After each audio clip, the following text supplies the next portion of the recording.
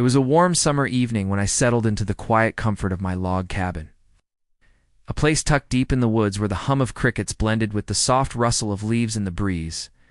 The cabin had always been my sanctuary, a place where time slowed down and the noise of the world couldn't reach me.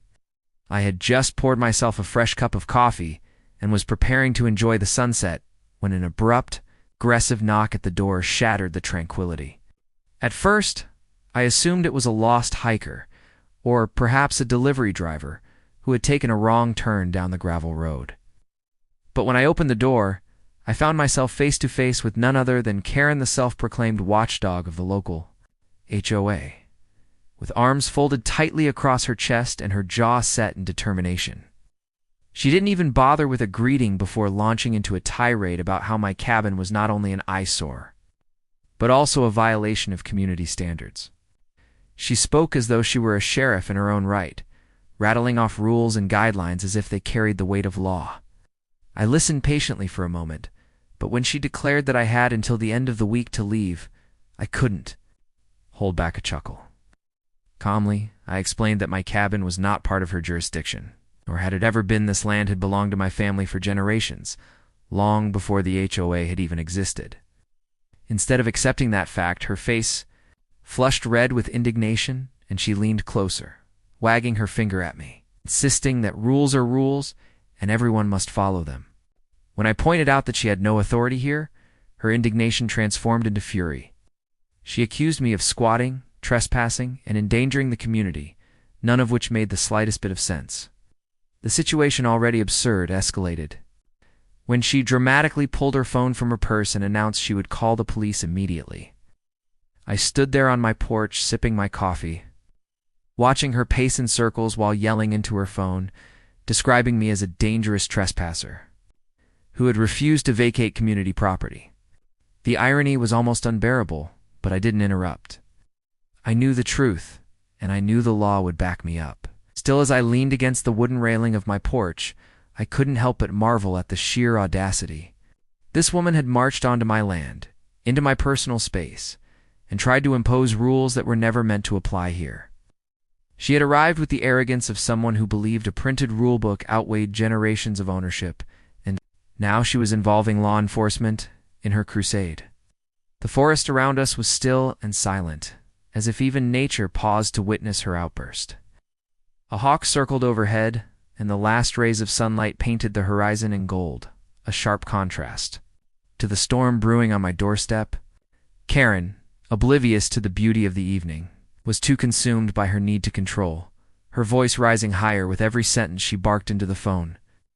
When she finally ended the call, she smirked at me with the smug confidence of someone certain they had one. "You're going to regret this," she sneered, her tone dripping with satisfaction. I simply raised my cup in a mock toast and replied, "We'll see about that." The confrontation, though absurd, transformed what should have been a peaceful evening into the opening act of a drama I never asked for, but one I knew would end quite differently than she imagined. The sheriff's cruiser pulled into the clearing with a slow crunch of gravel, its headlights cutting across the front of my cabin as Karen straightened her posture like a soldier awaiting reinforcements. She immediately rushed toward the deputy, waving her arms as if she had single-handedly caught a fugitive. "That's him," she shouted, pointing at me with exaggerated urgency. "He's trespassing, refusing to leave, and violating our HOA rules."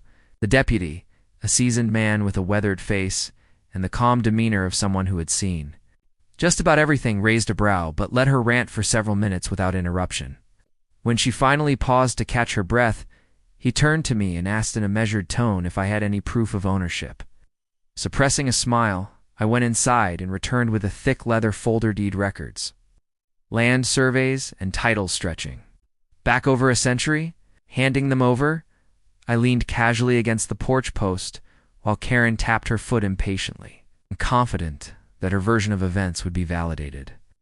The deputy flipped through the documents, his eyes scanning carefully, and then looked up at Karen with an expression that shifted from neutrality to thinly veiled irritation. "Ma'am," he began, his voice even, "this cabin isn't in violation of your HOA, nor is this gentleman trespassing. In fact, according to these records, he owns this land. All of it."